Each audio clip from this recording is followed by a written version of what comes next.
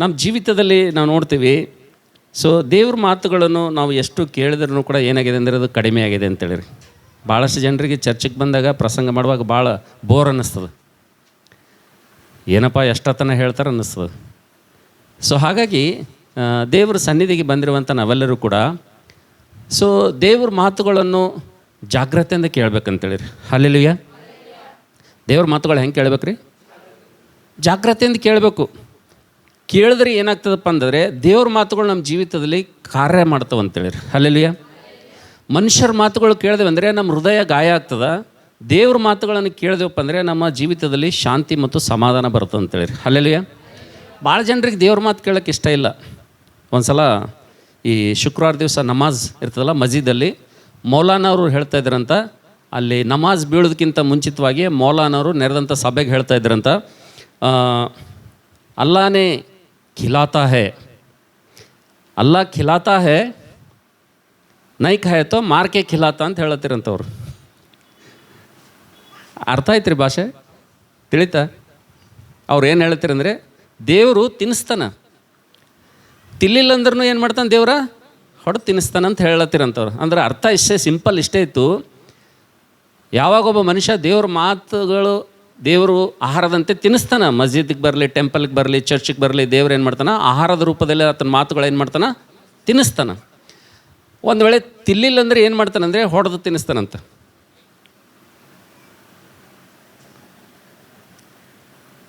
ಅಲ್ಲಾ ಖಿಲಾತ ಹೇ ಮಗರ್ ನೈ ಖಾಯತೋ ಮಾರ್ಕೆ ಖಿಲಾತೆ ಅಂದರೆ ಒಬ್ಬವನಿಗೆ ಹಿಂದೆ ಕುಂತವನಿಗೆ ಅದು ಭಾಳ ಸಿಟ್ಟು ಬಂತಂತ. ಹಾಂ, ಅದು ಹೆಂಗೆ ತಿನ್ನಿಸ್ತಾನೆ ದೇವ್ರ? ನಾ ತಿನ್ಲಿಲ್ಲ ಅಂದರೆ ಹೆಂಗೆ ತಿನ್ನಿಸ್ತಾನೆ? ಅದು ಹೆಂಗೆ ಹೊಡಿತಾನೆ ದೇವ್ರು ಅಂತ ಹಿಂಗೆ ಅಂದನಂತ ಮೂರ್ಖ. ಅಂದು ಏನು ಮಾಡ್ದನಂತ, ನಮಾಜ್ ಎಲ್ಲ ಮುಗೀತಂತ ಮನೆಗೆ ಬಂದನಂತ. ಮನೆಗೆ ಬಂದು ಏನು ಮಾಡ್ದನಂತ, ಮನೆಗೆ ಬಂದ್ರೇ ಹೆಂಡ್ತಿ ಇದ್ದಂತ, ನೀವು ನಮಾಜ್ಗೆ ಹೋಗಿ ಬಂದಿರಲ್ರಿ, ಟೈಮ್ ಆಗ್ಯದ 2-3 ಆಗ್ಲತ್ತದ, ಊಟ ಮಾಡಿರಿ ಅಂದನಂತ. ಏಯ್ ನಾವು ಊಟ ಮಾಡಲ್ಲ ಅಂದನಂತ. ಯಾಕೆ ರೀ ಅಂದನಂತ. ಉಣಲ್ಲ ಅಂತ ಹೇಳಿಲ್ಲ, ನಾ ಊಟ ಮಾಡಲ್ಲ. ಹಾಂ, ಯಾರು ಉಣಿಸ್ತೀನಿ ಅಂತ ಹೇಳ್ರ? ಹಾಂ, ದೇವ್ರ ಹ್ಯಾಂಗೆ ಉಣಿಸ್ತಾನ ನಾನು ನೋಡ್ತೀನಿ ಅಂತೇಳಿ ಹೆಂಡ್ತಿ ಬಂದು ಅಂದ್ರೆ ಊಟ ಮಾಡಲಿಲ್ಲ ಅಂತ. ಆಮೇಲೆ ಅವ್ರ ತಾಯಿ ಇದ್ದಳಂತ ಮನ್ಯಾಗ. ತಾಯಿ ಕಳ್ಳ ಹೆಂಗೆ ಇರ್ತದ್ರಿ? ತಾಯಿ ಪ್ರೀತಿ ಮುಂದೆ ಯಾವ ಪ್ರೀತಿ ಇಲ್ಲ. ತಾಯಿ ಏನು ಮಾಡಿದಳಂತ, ಮಗ ಟೈಮ್ 4 ಆಲತ್ತದ, ಬೆಳಗ್ಗೆಯಿಂದ ಊಟ ಮಾಡಿಲ್ಲ, ಊಟ ಮಾಡಿ ಮಗನೇ ಅಂದಳಂತ ತಾಯಿ. ಅವ್ರ ಮಮ್ಮಿಗೆ ಏನಂದನಂತ, ಹೇಯ್ ಊಟ ಮಾಡಲ್ಲ ನಾ ಅಂದನಂತ. ಯಾಕಪ್ಪ ಅಂದನ. ಅಲ್ಲಾ ಖಿಲಾತ ಹೇ ನೈ ಖಾಯತೋ ಮಾರ್ಕೆ ಖಿಲಾತೆ. ನಾ ಉಣಲ್ಲಿ ದೇವ್ರು ಹೆಂಗೆ ಉಣಿಸ್ತಾನೆ ನಾನು ನೋಡ್ತೀನಿ ಅಂದನಂತವ. ಅಂದ್ರೂ ತಾಯಿ ಕಳ್ಳು ಕೇಳಿಲ್ಲಂತ. ಅಲ್ಲಪ್ಪ ಹಂಗೆ ಮಾಡಬಾರ್ದಪ್ಪ, ಇಲ್ಲ ಹಂಗೆ ಮಾಡಬಾರ್ದು, ಊಟ ಮಾಡಿ ದೇವ್ರ ಕರೆನೂ ಉಣಿಸ್ತಾನ ಅಂತ ಅಂದಳಂತ. ಅಂದ್ರೆ ಕೇಳಿಲ್ಲಂತ. ಅವನಿಗೆ 4 ಜನ ಮಕ್ಕಳಿದ್ರಂತ, ಹೆಣ್ಮಕ್ಳು. ಪಾಪ ಹೆಣ್ಮಕ್ಳು ಬಲ್ ಭಾಳ ಕಳ್ಕಳಿ ಇರ್ತದೆ ನೋಡ್ರಿ. ಹಾಂ, ಗಣಸ ಮಕ್ಳಿಗಿನ ಹೆಣ್ಮಕ್ಳು ಬಲ್ ಏನಿರ್ತದೆ ರೀ, ಕಳ್ಕಳಿ ಇರ್ತದೆ. ಅವು ಹೆಣ್ಮಕ್ಳನ್ನ ಬಂದಂದ್ರಂತ, ಸಂಜೆ ಆಯ್ತಂತ ಉಪವಾಸ ಇರೋದು ನೋಡಿ ಮಕ್ಕಳು ಅಂದ್ರಂತ, ಪಾಪ ಊಟ ಮಾಡು, ಇವತ್ತು ಬೇಗಿಂತ ಬೇಗ ಊಟ ಮಾಡಿಲ್ಲ, ಊಟ ಮಾಡ ಅಂತಂದ್ರಂತ. ಅಂದ್ರೆ ಮಕ್ಕಳಿಗೆ ಏನು ಮಾಡ್ದನಂತ, ಏಯ್ ನಾ ಏನು ಮಾಡಲ್ಲ, ಊಟ ಮಾಡಲ್ಲ ಅಂದನಂತ. ಹಿಂಗೆ ಮನೆಯಾಗಿದ್ದವ್ರು ಪ್ರತಿಯೊಬ್ಬರು ಊಟ ಮಾಡಿದ್ರೆ ಊಟ ಮಾಡಲ್ಲ ಅಂತೇಳಿ ಸಂಜೆಗೆ 6 ಆಯ್ತಂತ ಕಾಡಿನಾಗ ಹೋದನಂತ್ರಿ, ಅಡವಿ ಕಡೆಗೆ ಹೋದನಂತ್ರಿ. ಒಂದು ಕಾಡಿತ್ತಂತ, ಕಾಡಿನಾಗ ಹೋದನಂತ. ಹ್ಯಾಂಗೆ ಉಣಿಸ್ತಾನೆ ದೇವ್ರು ನೋಡ್ಬೇಕು ಅಂಥೇಳಿ ಹೋದನಂತ. ಹೋಗಿ ಏನು ಮಾಡ್ದನಂತ, ರಾತ್ರಿ 7 ಆಯ್ತಂತ, ಕುಂತನಂತ ಕಾಡಿನಾಗ. ಪಾಪ ತಾಯಿ ಕಳ್ಳು ಕೇಳಲ್ಲಲ್ರಿ, ಮಗ ಊಟ ಮಾಡ್ಲಾರ್ದೆ ಹೋಗ್ಯಾನ, ಕಾಡಿನ ಕಡೆಗೆ ಹೋಗ್ಯಾನ, ಅಡವಿ ಕಡೆಗೆ ಹೋಗ್ಯಾನ ಅಂತೇಳಿ. ಯಾಕೆ ಎಲ್ಲ ಊಟ ಎಲ್ಲ ಟಿಫನ್ ಎಲ್ಲ ಕಟ್ಕೊಂಡು ಒಂದು ದೊಡ್ಡ ಒಂದು ಕ್ಯಾರಿಯರ್ ಮಾಡಿಕೊಂಡು ಏನು ಮಾಡ್ದಳಂದ್ರೆ, ಮಗನನ್ನು ಹುಡ್ಕೊಂಡು ಬಂದು ಮಗ ಅಲ್ಲಿ ಗಿಡದ ಬಿಡಕ್ಕೆ ಕುಂತೀನಂತ, ದೂರ್ಲಿಂದ ನೋಡ್ದಳಂತ. ನೋಡಿ, ಏ ಮಗ ನಾವು ಊಟ ತಂದಿನೋ, ಈಗಾರೆ ಏನು ಮಾಡ್ಜಾರ ಊಟ ಮಾಡು ಅಂದನಂತ. ಹಾಂ ಮಾಡಲ್ಲ ಅಂದನಂತ.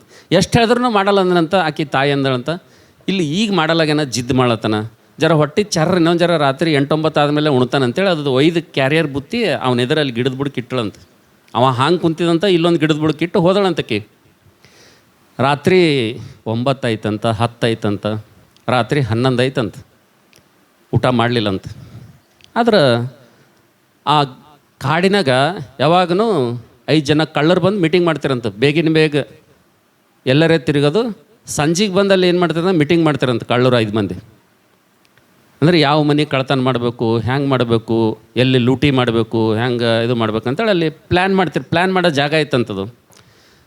ಅವ್ರು 5 ಜನ ಬಂದ್ರಂತ, ಬಂದು ಒಂದು ಗಿಡದ ಕೆಳಗೆ ಕುಂತ್ಕಿಸಿಂದ ಡಿಸ್ಕಸ್ ಮಾಡತ್ತಾರಂತ, ಹಿಂಗೆ ಹೆಂಗೆ ಕಳ್ತನ ಮಾಡಬೇಕು, ಎಲ್ಲಿ ಹೋಗ್ಬೇಕು, ಯಾರ ಮನೆ ಹೊಡಿಬೇಕು, ಹೆಂಗೆ ಬ್ಯಾಂಕ್ ಲೂಟಿ ಮಾಡ್ಬೇಕಂತೇಳಿ ಪ್ಲ್ಯಾನ್ ಮಾಡ್ಲತ್ತಿರಂತ. ಪ್ಲ್ಯಾನ್ ಮಾಡಿಟ್ಟಾಗ 5 ಮಂದಿ ಒಬ್ಬ ಒಂದನಂತ, ಯಾಕೋ ಇಲ್ಲಿ ಬಿರಿಯಾನಿ ವಾಸ ಹೊಂಟದು ಅಂದನಂತ.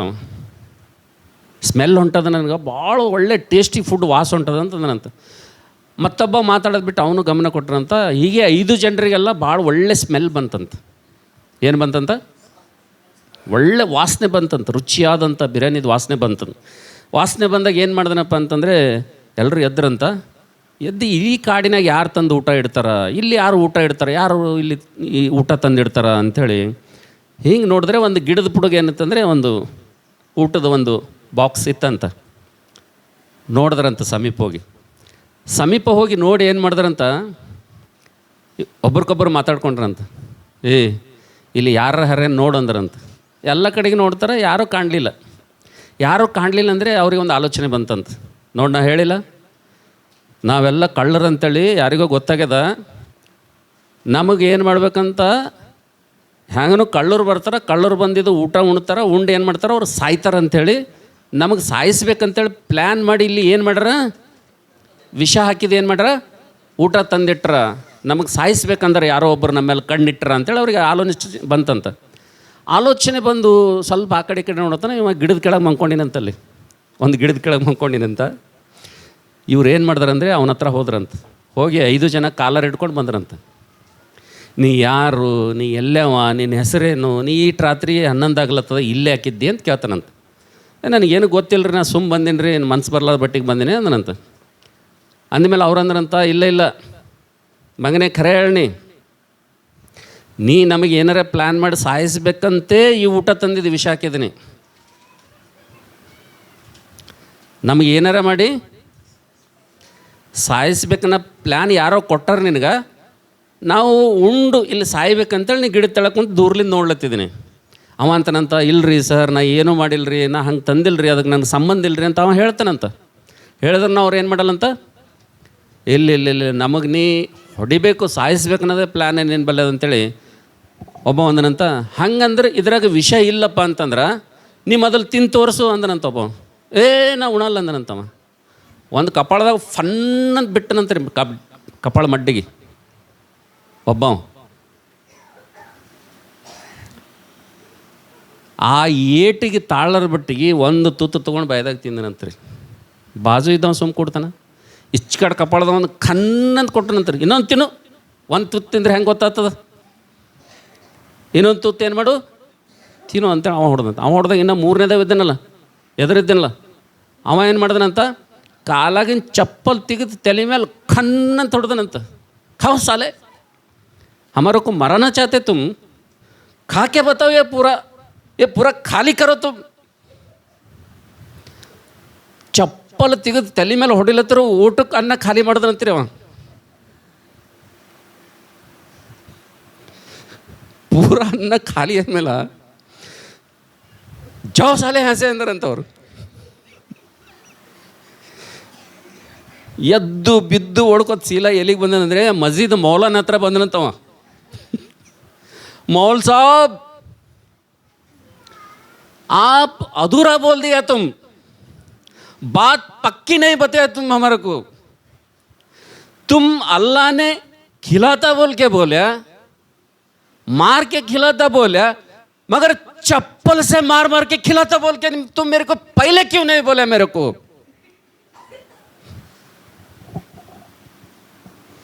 ಅರ್ಥ ಆಯ್ತು ರೀ ಪ್ರೀತಿಯ ದೇವ್ರ ಮಕ್ಕಳೇ. ಈ ಮಾತು, ಈ ಕತೆ ಹೇಳಿದಾಗ ನಿಮಗೆ ನಗು ಬರ್ತದೆ, ಈ ಕತೆ ಕೇಳಿದ್ರೆ ನನಗೆ ಅಳು ಬರ್ತದೆ ರೀ.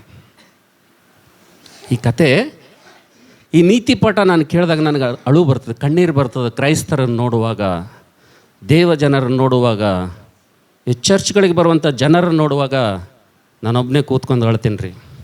ಭಾಳಷ್ಟು ಜನರಿಗೆ ದೇವ್ರ ಮಾತುಗಳು ಅರ್ಥ ಆಗಲ್ಲ. ಭಾಳಷ್ಟು ಜನರಿಗೆ ಚರ್ಚಲ್ಲಿ ಹೇಳುವಂಥ, ಸಭಾಪಾಲಕರು ಹೇಳುವಂಥ, ಪಾಸ್ಟರ್ ಹೇಳುವಂಥ ಮಾತುಗಳು ಭಾಳಷ್ಟು ಜನರಿಗೆ ಅರ್ಥ ಆಗಂಗಿಲ್ಲ. ಯಾಕೆ ಅರ್ಥ ಆಗಲ್ಲಪ್ಪ ಅಂತಂದರೆ, ಎಷ್ಟೆಷ್ಟೋ ಒಳ್ಳೆ ವಾಕ್ಯಗಳು ಪ್ರಸಂಗ ಮಾಡ್ತಾರೆ ಪಾಸ್ಟ್ರು, ಎಷ್ಟೋ ಆತ್ಮೀಯವಾದಂಥ ಸಂದೇಶಗಳನ್ನು ಹೇಳ್ತಾರೆ, ಎಷ್ಟೋ ಪ್ರಾರ್ಥನೆ ಮಾಡ್ತಾರೆ, ಕಣ್ಣೀರು ಸುರಿಸ್ತಾರೆ. ಓ ದೇವರೇ, ಇವತ್ತು ಬೆಳಗ್ಗೆ ಆದ ತಕ್ಷಣ ಅನೇಕರು ಹಳ್ಳಿಗಳಿಂದ ಜನ ಬರ್ತಾರೆ.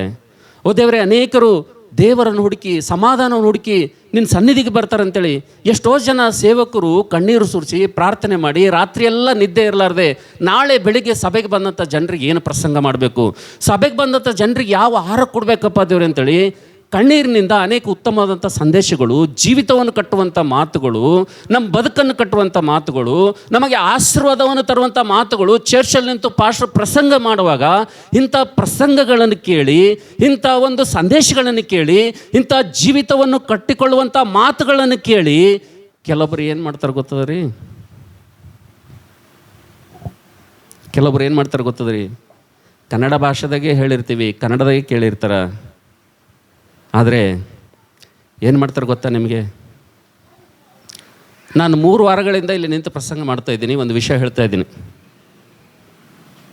ಏನು ಹೇಳ್ತಾ ಇದ್ದೀನಿ ಅಂದರೆ, ದೂರದಿಂದ ಬರುವಂಥವರಿಗೆ ನಾವು ಟಿಫನ್ ರೆಡಿ ಮಾಡ್ತೀವಿ, ದಯವಿಟ್ಟು ನೀವು ಬೇಗನೆ ಬಂದು ಟಿಫನ್ ಮಾಡಿ ನೀವು ಊರಿನಿಂದ ಬಂದಂಥವ್ರು ಇಲ್ಲಿ ಕೂತ್ಕೊಳ್ರಿ ಅಂತ ನಾನು 3 ವಾರದಿಂದ ಹೇಳ್ತಾ ಇದ್ದೀನಲ್ರಿ. ಹೇಳತ್ತಿಲ್ಲ ಯಾರಿಗಾರ ಕೇಳ್ದ? ನೀವು ಯಾರು ಹಳ್ಳಿಯಿಂದ ಬರ್ತೀರಿ, ಯಾರು ದೂರದಿಂದ ಬರ್ತೀರಿ ಅಂಥವ್ರು ನೀವು ಬೇಗ ಬಂದಿರೋದಾದರೆ ನಿಮಗೆ ಟಿಫನ್ ರೆಡಿ ಇರ್ತದೆ, ಅಲ್ಲಿ ಟಿಫನ್ ಮಾಡಿ ಇಲ್ಲಿ ಚರ್ಚಲ್ಲಿ ಬಂದು ಕೂತ್ಕೊಳ್ರಿ ಅಂತ ನಾನು ಹೇಳತ್ತೀನಿ.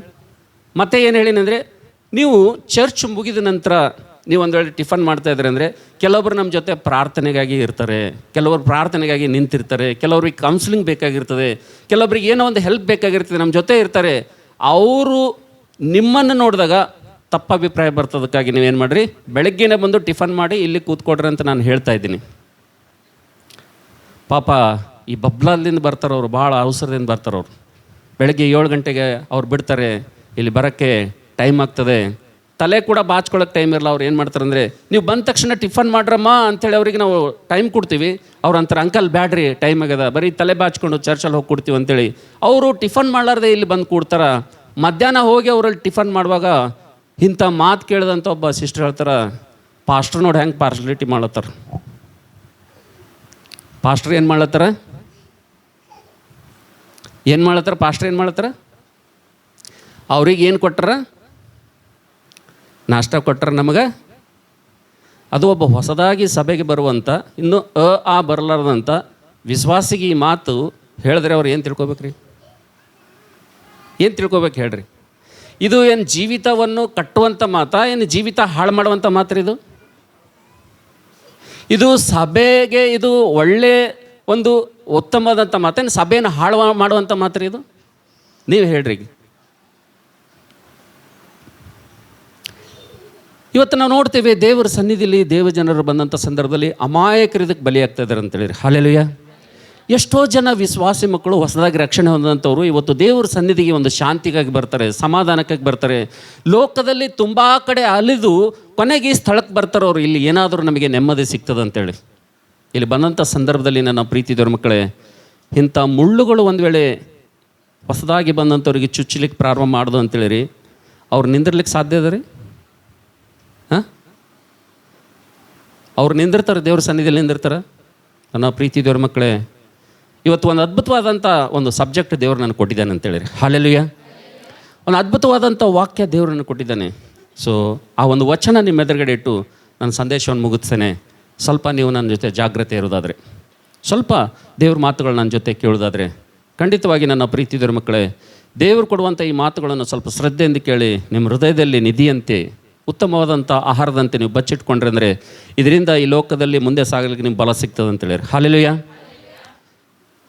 ಈ ಲೋಕದ ಯಾತ್ರೆಯಲ್ಲಿ ನಿಮಗೆ ಮುಂದೆ ಸಾಗೋದಕ್ಕೋಸ್ಕರವಾಗಿ, ನಿಮ್ಮ ಪ್ರಯಾಣವನ್ನು ಕ್ಷೇಮಕರವಾಗಿರೋದಕ್ಕೋಸ್ಕರವಾಗಿ, ನೀವು ಮುಟ್ಟಬೇಕಾದಂಥ ಗುರಿಯನ್ನು ಮುಟ್ಟೋದಕ್ಕೋಸ್ಕರವಾಗಿ ಅದರಿಂದಲೇ ನಿಮಗೆ ಬಲವನ್ನು ಸಿಗ್ತದೆ ಅಂತೇಳಿ. ಹಲ್ಲೆಲೂಯಾ. ಇಂಥ ಬಲ ಹೊಂದುವಂಥ ಆಹಾರವನ್ನು ದಯವಿಟ್ಟು ಯಾರೂ ಕಳ್ಕೊಬೇಡ್ರಿ. ಕಾರಣ ಏನಪ್ಪ ಅಂತಂದರೆ ಲೋಕದಲ್ಲಿ ಇದು ಎಲ್ಲೂ ಸಿಗೋದಿಲ್ಲ ಅಂತೇಳಿರಿ. ಹಲ್ಲೆಲೂಯಾ. ಹಾಗಾದರೆ ಬನ್ನಿ ನನ್ನ ಪ್ರೀತಿ ದೇವ್ರ ಮಕ್ಕಳೇ, ದೇವರು ಇವತ್ತು ನಮಗೆ ಕೊಟ್ಟಂಥ ಒಂದು ಅದ್ಭುತವಾದಂಥ ಮಾತನ್ನು ನಿಮ್ಮ ಎದುರುಗಡೆ ತರಲಿಕ್ಕೆ ನಾನು ಇಷ್ಟಪಡ್ತೇನೆ.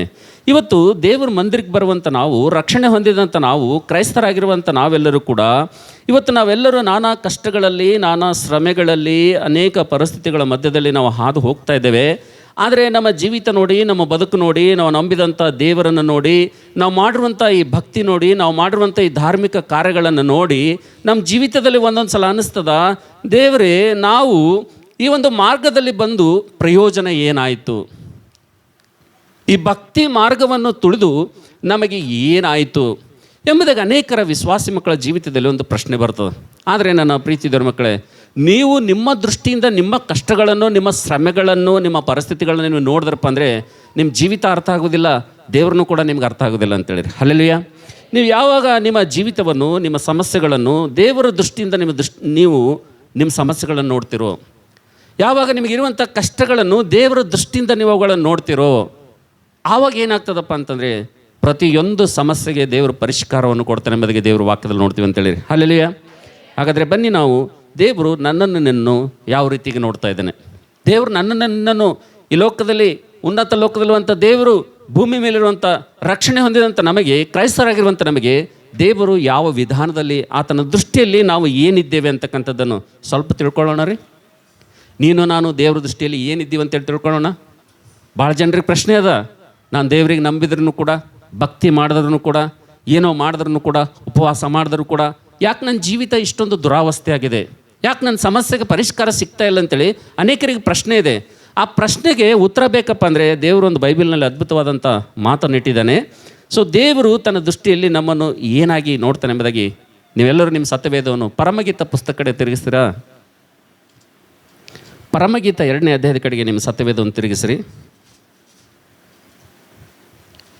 ಪರಮಗೀತ 2ನೇ ಅಧ್ಯಾಯ. ದಯವಿಟ್ಟು ನನಗೆ ಯಾರಾದರೂ ಒಬ್ಬರು ಕನ್ನಡದಲ್ಲಿ 2ನೇ ವಚನ ಓದಿ ನನಗೆ ಸಹಾಯ ಮಾಡ್ತೀರಾ? ನನ್ನ ಪ್ರಿಯಳು ಮುಳ್ಳುಗಳ ಮಧ್ಯದಲ್ಲಿ ನವತಾರೆಯಂತೆ, ತಾವರೆಯಂತೆ ಸ್ತ್ರೀಯರಲ್ಲಿ ಶ್ರೇಷ್ಠಳು. Hallelujah, hallelujah. ಸೊ ನಾವು ನೋಡ್ತೇವೆ, ನನ್ನ ಪ್ರೀತಿಯ ದೇವಜನರೇ, ನನ್ನ ಸಹೋದರ ಸಹೋದರಿಯರೇ, ದೇವರ ವಾಕ್ಯದಲ್ಲಿ ಪರಮಗೀತ ಪುಸ್ತಕ 2ನೇ ಅಧ್ಯಾಯ 2ನೇ ವಚನದಲ್ಲಿ ದೇವರು ತನ್ನ ಆರಿಸಿಕೊಂಡಂಥ ಪ್ರಜೆಗಳಿಗೆ ಆತನು ಹೇಳ್ತಾ ಇದ್ದಾನೆ. ದೇವರು ಈ ಲೋಕದಲ್ಲಿ ಪ್ರತ್ಯೇಕಪಡಿಸಿಕೊಂಡಿರುವಂಥ ಜನಾಂಗಕ್ಕೆ ಆತನು ಹೇಳ್ತಾ ಇದ್ದಾನೆ. ದೇವರು ಈ ಲೋಕದಲ್ಲಿ ತನ್ನವರು ಎಂಬುದಾಗಿ ಆರಿಸಿಕೊಂಡಂಥ ಪ್ರಜೆಗಳಿಗೆ ಈ ಮಾತನ್ನು ಆತನು ಹೇಳ್ತಾ ಇದ್ದಾನೆ. ನಾವು ನೋಡ್ತೇವೆ, ದೇವರ ದೃಷ್ಟಿಯಲ್ಲಿ ನಾವು ಏನಾಗಿದ್ದೇವಪ್ಪ ಅಂತಂದರೆ, ದೇವರು ಹೇಳ್ತಾ ಇದ್ದೇನೆ, ನನ್ನ ಪ್ರಿಯಳು ಮುಳ್ಳುಗಳ ಮಧ್ಯದಲ್ಲಿರುವಂಥ ತಾವರೆಯಂತೆ ಎಂಬುದಾಗಿ ದೇವರ ವಾಕ್ಯದಲ್ಲಿ ನೋಡ್ತೀವಿ ಅಂತೇಳಿರಿ. ಹಲ್ಲೆಲೂಯಾ. ಅಂದರೆ ದೇವರ ವಾಕ್ಯ ನೋಡುವಂಥ ಸಂದರ್ಭದಲ್ಲಿ ನಮ್ಮ ವಿಶ್ವಾಸ ಜೀವಿತ ಅಂತಕ್ಕಂಥದ್ದು, ಕ್ರೈಸ್ತ ಜೀವಿತ ಅಂತಕ್ಕಂಥದ್ದು ಯಾವ ರೀತಿಗಿದೆ ಈ ಲೋಕದಲ್ಲಪ್ಪ ಅಂತಂದರೆ, ಈ ಕ್ರೈಸ್ತರಂದ ತಕ್ಷಣ, ಕ್ರಿಸ್ತನನ್ನು ನಂಬಿದ ತಕ್ಷಣ ನಮಗೆಲ್ಲ ಹೂವಿನ ಹಾಸಿಗೆ ಸಿಗ್ತದಂತಲ್ಲ, ನಾವು ಎಲ್ಲ ಮುಟ್ಟಿದ್ದೆಲ್ಲ ಚಿನ್ನ ಆಗ್ತದಂತಲ್ಲ ಅದರ ಅರ್ಥ. ದೇವರ ವಾಕ್ಯ ಹೇಳ್ತದೆ, ಬೈಬಲ್ ಹೇಳ್ತದೆ, ದೇವರು ಹೇಳ್ತಾನೆ, ನನ್ನ ಪ್ರಿಯಳು ಮುಳ್ಳುಗಳ ಮಧ್ಯದಲ್ಲಿರುವಂಥ ತಾವರೆಯಂತೆ ಎಂಬುದಾಗಿ ದೇವರ ವಾಕ್ಯದಲ್ಲಿ ನೋಡ್ತೀವಿ ಅಂತೇಳಿರಿ. ಹಲ್ಲೆಲೂಯಾ. ಅಂದರೆ ದೇವರು ನಮ್ಮನ್ನು ತಾವರೆ ಹೂವಿಗೆ ಆತನು ಹೋಲಿಸ್ತಾ ಇದ್ದಾನೆ. ಮತ್ತು ಈ ತಾವರೆ ಹೂವು ಎಲ್ಲದಪ್ಪ ಅಂತಂದರೆ ಅದು ಮುಳ್ಳುಗಳ ಮಧ್ಯದಲ್ಲಿದೆ ಎಂಬುದಾಗಿ ದೇವರ ವಾಕ್ಯದಲ್ಲಿ ನೋಡ್ತೀವಿ ಅಂತೇಳಿರಿ. ಹಲ್ಲೆಲೂಯಾ. ಈ ಮಾತುಗಳನ್ನು ಕೇಳುವಾಗ ಸ್ವಲ್ಪ ಆಶ್ಚರ್ಯ ಆಗ್ಬೋದು ನಿಮಗೆ. ನಾವು ನೋಡ್ತೇವೆ, ನನ್ನ ಪ್ರೀತಿಯ ದೇವಜನರೇ, ಈ ತಾವರೆ ಹೂವಿನ ಒಂದು ಶ್ರೇಷ್ಠತೆ ಏನಪ್ಪ ಅಂತಂದರೆ, ಅದು ಮುಳ್ಳುಗಳ ಮಧ್ಯದಲ್ಲಿದ್ದರೂ ಕೂಡ, ಮುಳ್ಳುಗಳು ಸುತ್ತಲೂ ಆವರಿಸಿದ್ರೂ ಕೂಡ, ಮುಳ್ಳುಗಳು ಅದಕ್ಕೆ ಅಡ್ಡವಾಗಿದ್ದರೂ ಕೂಡ, ಮುಳ್ಳುಗಳು ಯಾವಾಗಲೂ ಅದಕ್ಕೆ ಚುಚ್ಚುತ್ತಾ ಇದ್ರೂ ಕೂಡ, ಈ ತಾವರೆ ಹೂವಿನ ಒಂದು ಲಕ್ಷಣ ಏನಪ್ಪ ಅಂತಂದರೆ, ಅದು ತನ್ನ ಸುವಾಸನೆಯನ್ನು ದುಂಬಿಗಳ ತನಕ ಬಿಡುವುದು, ಅದು ಮಾತ್ರ ಬಿಡುವುದಿಲ್ಲ ಅಂತೇಳಿರಿ. ಹಲ್ಲೆಲೂಯಾ. ಎಷ್ಟೇ ಮುಳ್ಳು ಚುಚ್ಚಲಿ, ಎಷ್ಟೇ ಕಷ್ಟ ಆಗಲಿ, ಮುಳ್ಳುಗಳು ಎಷ್ಟೇ ತಾಕಿದ್ರು ಚುಚ್ಚಿದ್ರೂ ಕೂಡ ತನ್ನಲ್ಲಿರುವಂಥ ಸುಗಂಧ ವಾಸನೆ ಅಂತಕ್ಕಂಥದ್ದು, ಅದು ಪರಿಮಳ ಅಂತಕ್ಕಂಥದ್ದು, ಅದು ದೂರ ದೂರ ತನಕ ದುಂಬಿಗಳು ಎಲ್ಲೆಲ್ಲಿ ಅಲ್ಲಿ ತನಕ ತನ್ನ ವಾಸನೆಯನ್ನು ಬೀರುವುದರಲ್ಲಿ ಬಹಳ ಶ್ರೇಷ್ಠವಾದಂಥ ಹೂವಾಗಿದೆ ಅಂತೇಳಿ. ಹಲ್ಲೆಲೂಯಾ. ಇವತ್ತಿನ ಕ್ರಿಸ್ತಿಯ ಜೀವಿತ ನೋಡುವಂಥ ಸಂದರ್ಭದಲ್ಲಿ ನನ್ನ ಪ್ರೀತಿದವರ ಮಕ್ಕಳೇ, ಎಷ್ಟೋ ಜನರು ಯೇಸುವನ್ನು ನಂಬುತ್ತಾರೆ, ದೇವರನ್ನು ನಂಬುತ್ತಾರೆ. ಸ್ವಲ್ಪ ಕಷ್ಟ ಬಂತಪ್ಪ ಅಂತಂದರೆ ದೇವರನ್ನು ಬಿಡ್ತಾರೆ, ಸಹವಾಸವನ್ನು ಬಿಡ್ತಾರೆ, ಬೇರೆ ಬೇರೆ ಪ್ರಯತ್ನಗಳನ್ನು ಮಾಡ್ತಾರೆ. ಆದರೆ ಇವತ್ತು ನಾವು ದೇವರ ವಾಕ್ಯದಲ್ಲಿ ನೋಡ್ತೀವಿ, ಇವತ್ತು ನಿಜವಾದಂಥ ಕ್ರೈಸ್ತರು ಯಾರಪ್ಪ ಅಂತಂದರೆ, ನಿಜವಾಗಿ ದೇವರನ್ನು ನಂಬಿದಂಥವ್ರು ಯಾರಪ್ಪ ಅಂತಂದರೆ, ನಿಜವಾಗಿ ಪರಲೋಕಕ್ಕೆ ಸಂಬಂಧಪಟ್ಟವಂಥವ್ರು ಯಾರಪ್ಪ ಅಂತಂದರೆ, ನಾವು ನೋಡ್ತೇವೆ ದೇವರ ವಾಕ್ಯದಲ್ಲಿ ಮುಳ್ಳುಗಳ ಮಧ್ಯದಲ್ಲಿರುವಂಥ ತಾವರೆಯಂತೆ ಎಂಬುದಾಗಿ ದೇವರ ವಾಕ್ಯದಲ್ಲಿ ನೋಡ್ತೀವಿ ಅಂತೇಳಿರಿ. ಹಲ್ಲೆಲೂಯಾ. ಅದಕ್ಕೋಸ್ಕರಾಗಿ ನನ್ನ ಪ್ರೀತಿಯ ದೇವರ ಮಕ್ಕಳೇ, ಈ ಮಾತುಗಳಿಂದ ದೇವರು ನಮಗೆ ಯಾವ ರೀತಿಗೆ ಬಲಪಡಿಸ್ಲಿಕ್ಕೆ ಇಷ್ಟಪಡ್ತಾ ಇದ್ದಾನಪ್ಪ ಅಂತಂದರೆ, ನಾವೆಲ್ಲ ಚಿನ್ನದ ಸ್ಪೂನನ್ನು ತಿನ್ನುವಂಥವ್ರಲ್ಲ, ನಾವೆಲ್ಲ ಐಶ್ವರ್ಯವಂತರಲ್ಲ, ನಮ್ಗೆ ಯಾವುದೇ ಸಕಲ ಸವಲತ್ತಿಲ್ಲ. ಈ ಲೋಕದಲ್ಲಿ ದೇವರ ವಾಕ್ಯ ಹೇಳ್ತದೆ, ಕ್ರಿಸ್ತ ಯೇಸುವಿನಲ್ಲಿ ಸದ್ಭಕ್ತರಾಗಿ ಜೀವಿಸೋದಕ್ಕೆ ಮನಸ್ಸು ಮಾಡಿದವರು ಎಲ್ಲರೂ ಕೂಡ ಕಷ್ಟಕ್ಕೊಳಗಾಗ್ತಾರೆ ಎಂಬುದಾಗಿ ನಾನು ಬೈಬಲ್ ಹೇಳ್ತದೆ ಅಂತೇಳಿ. ಅಲ್ಲೆಲ್ಲೂಯಾ. ಆದರೆ ಇವತ್ತು ಅನೇಕ ಪ್ರಸಂಗಗಳು ಕೇಳುವಂಥ ಸಂದರ್ಭದಲ್ಲಿ, ಇವತ್ತು ಅನೇಕ ಉಪದೇಶಗಳು ಕೇಳುವಂಥ ಸಂದರ್ಭದಲ್ಲಿ, ಇವತ್ತು ಅನೇಕ ಕ್ರೂಸೈಡ್ಗಳು ನೋಡುವಂಥ ಸಂದರ್ಭದಲ್ಲಿ ಇವತ್ತು ನಾವು ನೋಡ್ತಿದ್ದೇವೆ, ಈ ಒಂದು ಸುವಾರ್ತೆ ಅಂತಕ್ಕಂಥದ್ದು ಕೇವಲ ಅದು ಆಶೀರ್ವಾದಕ್ಕೆ ಮಾತ್ರ ಸೀಮಿತವಾಗಿದೆ. ರಕ್ಷಣೆ ಕುರಿತು, ನರಕದ ಕುರಿತು ಬೋಧನೆ ಅಂತಕ್ಕಂಥದ್ದು ಮಾಯವಾಗಿ ಹೋಗಿದೆ. ನಿಜವಾಗಿ ಬೈಬಲ್ ಏನು ಹೇಳ್ತದಪ್ಪ ಅಂತಂದರೆ, ನಿಜವಾಗಿ ದೇವರನ್ನು ನಂಬಿದಂಥವ್ರಿಗೆ ದೇವರ ಅವೃತ್ತಿಗೆ ಆದರಣೆ ಕೊಡ್ತಾನಪ್ಪ ಅಂತಂದರೆ, ನನ್ನ ಪ್ರಿಯಳು ನನ್ನ ಮಕ್ಕಳು ಅವರು ಯಾವ ರೀತಿಗಿದ್ದಾರಪ್ಪ ಅಂತಂದರೆ ಮುಳ್ಳುಗಳ ಮಧ್ಯದಲ್ಲಿರುವಂಥ ತಾವರೆಯಂತೆ ಇದ್ದಾರೆ ಎಂಬುದಾಗಿ ದೇವರ ವಾಕ್ಯದಲ್ಲಿ ನೋಡ್ತೀವಿ ಅಂತೇಳಿ. ಹಲ್ಲೆಲೂಯಾ. ನಿಜವಾಗಿ ಮುಳ್ಳಿನ ಅನುಭವ ಇದೆಯಾ? ನಿಜವಾಗಿ ಮುಳ್ಳುಗಳು ಚುಸ್ತಾ ಇವೆಯಾ? ಮುಳ್ಳು ನಿಮ್ಮ ಜೀವಿತದಲ್ಲಿವೆಯಾ?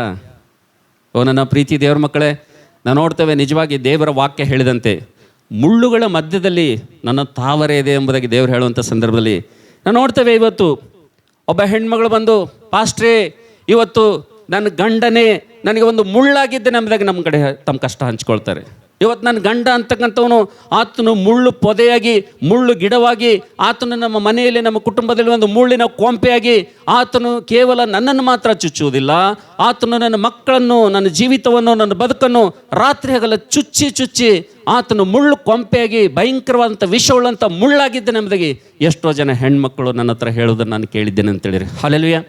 ಅಷ್ಟು ಮಾತ್ರವಲ್ಲದೆ ಇವತ್ತು ನಾವು ನೋಡ್ತೇವೆ, ನನ್ನ ಪ್ರೀತಿ ದೇವರ ಮಕ್ಕಳು ಎಷ್ಟೋ ಜನ ಹೆಂಡತಿಯರು ಇವತ್ತು ನಾವು ನೋಡ್ತೇವೆ, ಇವತ್ತು ನನ್ನ ಗಂಡನು ಮುಳ್ಳಾಗಿದ್ದೇನೆ ಅಂತ ಹೇಳುವಾಗ ಅನೇಕ ಜನ ಪುರುಷರು ಕೂಡ ಏನು ಮಾಡ್ತಾರಪ್ಪ ಅಂತಂದರೆ, ಪಾಸ್ಟ್ರೇ ನನ್ನ ಜೀವಿತದಲ್ಲಿ ಎಲ್ಲ ಇದೆ, ಆದರೆ ಗಯ್ಯಾಳಿಗಿರುವಂಥ ನನ್ನ ಹೆಂಡತಿ ಇವತ್ತು ನಾವು ನೋಡ್ತೇವೆ ಮುಳ್ಳಿನಂತೆ ಹಗಲು ರಾತ್ರಿ ನನ್ನನ್ನು ಚುಚ್ಚಿ ನನ್ನನ್ನು ಏನು ಮಾಡ್ತಾ ಇದ್ದಾಳಪ್ಪ ಅಂದರೆ ಮುಳ್ಳಿನ ಉಪಾಯದಲ್ಲಿ ನನ್ನನ್ನು ಚುಸ್ತಾ ಇದ್ದಾಳೆ, ನನ್ನ ಹೆಂಡತಿನೇ ನನಗೊಂದು ಮುಳ್ಳಾಗಿದ್ದಾಳೆ ಎಂಬುದಾಗಿ ಅನೇಕರು ಬಂದು ಸಾಕ್ಷಿ ಹೇಳೋದನ್ನು ನಾನು ಕೇಳಿದ್ದೇನೆ ಅಂತೇಳಿ. ಅದನ್ನು ಬಿಟ್ಟು ಇನ್ನೂ ಕೂಡ ಸ್ವಲ್ಪ ಮುಂದೆ ಹೋಗೋದಾದರೆ ಎಷ್ಟೋ ಜನ ಪೇರೆಂಟ್ಸ್ಗಳು, ಎಷ್ಟೋ ಜನ ತಂದೆ ತಾಯಿಗಳು ನನ್ನ ಹತ್ರ ಬಂದು ಹೇಳ್ತಾರೆ, ಪಾಸ್ಟ್ರೇ, ಸೇವಕರೇ, ನನ್ನ ಮಕ್ಕಳೇ ನನಗೆ ಮುಳ್ಳಾಗಿದ್ದರ್ರಿ, ನನ್ನ ಮಕ್ಕಳೇ ನನಗೆ ಚುಚ್ಚುವಂಥ ಮುಳ್ಳಾಗಿದ್ದಾರೆ ಎಂಬುದಾಗಿ ನಾವು ಹೇಳೋದನ್ನು ನಾವು ಕೇಳ್ತೀವಿ ಅಂತೇಳಿರಿ.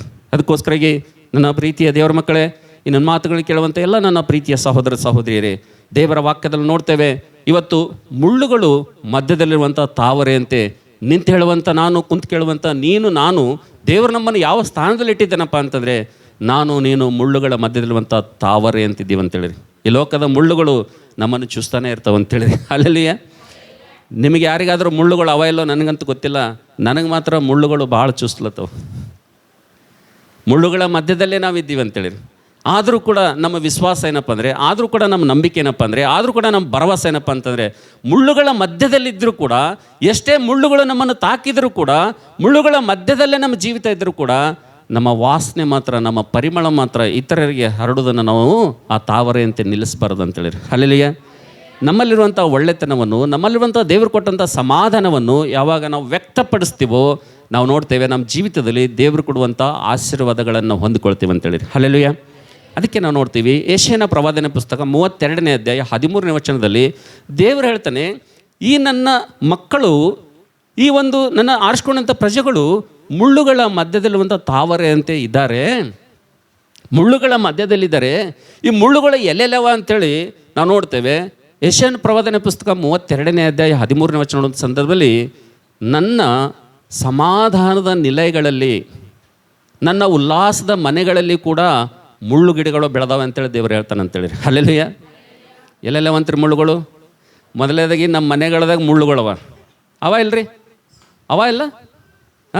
ಒಬ್ಬ ಗಂಡ ಹೆಂಡತಿಗೆ ಮಕ್ಕಳಿಗೆ ಮುಳ್ಳಾಗ್ಯಾನ, ಒಬ್ಬ ಹೆಂಡತಿ ತನ್ನ ಗಂಡನಿಗೆ ಮುಳ್ಳಾಗ್ಯಾರ. ಬೆಳೆದು ನಿಂತ ಮಕ್ಕಳು ಇವತ್ತು ತಂದೆ ತಾಯಿಗಳಿಗೆ ಏನಾಗ್ಯಾರ, ಕೆಲವ್ರ ಕುಟುಂಬದಾಗ ಮುಳ್ಳುಗಳಾಗಿರ್ತಾರ. ಸೊ ಈ ಮುಳ್ಳುಗಳ ಮಧ್ಯದಲ್ಲಿ ನಾವಿದ್ದೀವಿ. ಆದರೆ ನಾವು ನೋಡ್ತೀವಿ, ನನ್ನ ಪ್ರೀತಿ ದೇವ್ರ ಮಕ್ಕಳೇ, ಈ ಮುಳ್ಳುಗಳು ಎಲ್ಲೆಲ್ಲವ ಎಂಬುದಾಗಿ ದೇವರು ಹೇಳ್ತಾನಪ್ಪ ಅಂತಂದರೆ, ಮೊದಲನೇದಾಗಿ ನಾವು ನೋಡ್ತೇವೆ ಈ ಮುಳ್ಳುಗಳು ನಮ್ಮ ಮನೆಯಲ್ಲಿ ಕೂಡ ಇವೆ ಎಂಬುದಾಗಿ ನೋಡಿದ್ದೀವಿ ನಾವು. ನಮ್ಮ ಮನೆಯಲ್ಲಿ ಮುಳ್ಳುಗಳಿವೆ.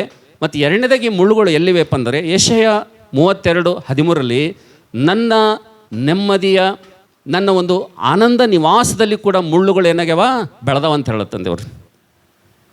ಇವೆರಡೂ ಜಾಗದಾಗ ಬೆಳೆದವಂತ ಮುಳ್ಳುಗಳು. ಮುಳ್ಳಿನ ಗಿಡ ಎಲ್ಲೆಲ್ಲವಂತ್ರಿ?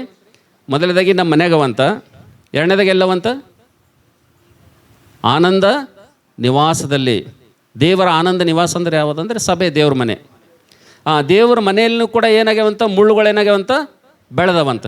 ಹಾಗಾದರೆ ದೇವರ ಮನೆಯಲ್ಲಿ ಕೂಡ ಆತನ ಆನಂದ ನಿಲಯಗಳಲ್ಲಿ, ಆತನ ಶಾಂತಿ ನಿಲಯದಲ್ಲಿ, ನಿವಾಸಗಳಲ್ಲಿ ಕೂಡ ಮುಳ್ಳುಗಳು ಮುಳ್ಳುಗಳವಪ್ಪ ಅಂತಂದ್ರೆ, ನಮ್ಮ ಮನೆಯಲ್ಲೂ ಕೂಡ ಮುಳ್ಳುಗಳವಪ್ಪ ಅಂತಂದ್ರೆ, ಈ ಮುಳ್ಳುಗಳು ಅವ ಅಂತೇಳಿ ನಮ್ಗೆ ಖಚಿತ ಆಯ್ತಪ್ಪ ಅಂತಂದರೆ, ಈ ಮುಳ್ಳುಗಳು ದೇವ್ರು ಎದಕ್ಕೆ ಇಟ್ಟಂಗೆ ಗೊತ್ತದ ರೀ? ಈ ಮುಳ್ಳುಗಳ ಸ್ಥಿತಿ ಏನು ಗೊತ್ತಾ? ಈ ಮುಳ್ಳುಗಳ ದೇವ್ರು ಎದಕ್ಕೆ ಇಟ್ಟನ್ರಿ? ಏನ್ರಿ? ಎಲ್ಲ ಸಹಿಸ್ಕೊಂಡು ಹೋಗ್ಲಿಕ್ಕೆ ಇಟ್ಟಿಲ್ರಿ. ಮುಳ್ಳ ಒಂದು ದಿವಸ ಸುಡ್ಲಕ್ಕೆ ಇಟ್ಟನ್ರಿ. ಮುಳ್ಳು ಏನು ಮಾಡ್ತಾನೆ? ಮುಳ್ಳೆಲ್ಲ ಏನು ಮಾಡ್ತಾನೆ? ಮುಳ್ಳಿನ ಗಿಡ ಎಲ್ಲ ಒಂದು ದಿವಸ ಕಡ್ದು ಏನು ಮಾಡ್ತಾನೆ? ಅರಣ್ಯಕಾಂಡ 33ನೇ ಅಧ್ಯಾಯ 55ನೇ ವಚನ ನೀವು ಮನೆಗೆ ಹೋಗಿ ಓದಿದ್ರಪ್ಪ ಅಂತಂದರೆ, ಎಲ್ಲ ಮುಳ್ಳುಗಳನ್ನು, ಎಲ್ಲ ಮುಳ್ಳು ಕೊಂಪೆಗಳನ್ನು, ಎಲ್ಲ ಮುಳ್ಳು ಕಂಟಿಗಳನ್ನು, ಎಲ್ಲ ಮುಳ್ಳು ಗಿಡಗಳನ್ನು ಏನು ಮಾಡ್ತಾನಂತ ದೇವರ? ಅದು ಒಂದು ದಿವಸ ಕಡಿದು ಆತನು ಬೆಂಕಿಯಲ್ಲಿ ಸುಡ್ಲಿಕ್ಕೆ ಇಟ್ಟನಂತೇಳಿರಿ. ಹಲ್ಲೆಲೂಯಾ. ಹಾಗಾದರೆ ನನ್ನ ಪ್ರೀತಿದವ್ರ ಮಕ್ಕಳೇ, ದೇವರು ತನ್ನ ಸನ್ನಿಧಿಯಲ್ಲಿ, ದೇವರ ಮಂದಿರದಲ್ಲಿ ಕೆಲವೊಂದು ಮುಳ್ಳುಗಳವ. ಆತನ ಆರಿಸ್ಕೊಂಡಿರುವಂಥ ಪ್ರಜೆಗಳ ಮನೆಗಳಲ್ಲಿ ಮುಳ್ಳುಗಳವಪ್ಪ ಅಂತಂದರೆ ಒಂದು ದಿವಸ ಅವು ಸುಡ್ಲಕ್ಕೆ ಅಂತ ಅರ್ಥ ಆಯ್ತಲ್ಲ, ಹೌದಲ್ಲ? ಆ ಮುಳ್ಳುಗಳು ಎದಕ್ಕವಂತ? ಒಂದು ದಿವಸ ಸುಡಾ ಸಲಕ್ಕೆ ಅವಂತವು, ಬೆಂಕಿ ಸಲಕ್ಕೆ ಅವಂತ ವಾಕ್ಯ ಹೇಳ್ತದೆ. ಹಾಗಾದರೆ ಇವತ್ತು ನಾವೊಂದು ಪರೀಕ್ಷೆ ಮಾಡ್ಕೊಳ್ಬೇಕು. ಈ ಕರ್ತನ ಮೇಜನ್ನು ಮುಟ್ಟೋದಕ್ಕಿಂತ ಮುಂಚಿತವಾಗಿ ಆ ಮುಳ್ಳು ಎಲ್ಲಿ ನಾನಾಗಿದ್ದೇನೆ ಎಂಬುದಕ್ಕೆ ನೋಡ್ಕೋಬೇಕು ಅನ್ಸಲ್ಲ. ಏನ್ರಿ? ಏನು ಮಾಡಬೇಕು? ಏನು ಪರೀಕ್ಷೆ ಮಾಡ್ಕೋಬೇಕ್ರಿ? ಆ ಮುಳ್ಳು ಸುಡಲಿಕ್ಕೆ, ಬೆಂಕಿಗೆ ಸಿದ್ಧವಾಗಿರುವಂಥ ಆ ಮುಳ್ಳು ಎಲ್ಲಿ? ಎರಡು ಮನೆಗಳಲ್ಲಿ, ಒಂದು ನಮ್ಮ ಮನೆಗಳಲ್ಲಿ, ಒಂದು ದೇವ್ರ ಮಂದಿರದಲ್ಲಿ. ನಾ ಎಲ್ಲರ ಮುಳ್ಳಾಗೇನೇನು ಅಂತೇಳಿ ಏನು ಮಾಡ್ಬೇಕ್ರಿ? ಈಗ ಏನು ಮಾಡಬೇಕು? ಪರೀಕ್ಷೆ ಮಾಡ್ಕೋಬೇಕು. ನಾನು ನೀನು ಮುಳ್ಳಾಗಿದ್ದೇವೆ